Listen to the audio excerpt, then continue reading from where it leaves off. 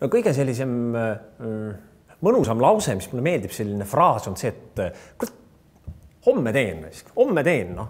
Täna istun kodus mõnusasti, on hea chillin ja vaatan, tingel-tangel käib, vaatan telekat, noh, et kõigest sellest põgeneda lihtsalt, noh, ja siis põgenengi, sõbrad võtavad kõne ja põgenengi pubisse, lähen võtan väikse õlle hoopis, noh. Ja mis puudutab siis sport ja mets ja siis seda võib homme teha, noh, aga täna on täna ja homme on homme. Täna võtame õlut, mõnus, noh, ja siis tuleb homme ja siis vaatame homme, mis me homme teeme, kas võtame õlut või lähme jookseme üle homme, noh, aga ei maksa neid 2 asja ikkagi või 3 asja. Täna on täna ja homme on homme, üle homme on siis, kui on üle homme, siis tuleb üle homme ja siis vaatame, mis teeme, võtame õlut või jookseme.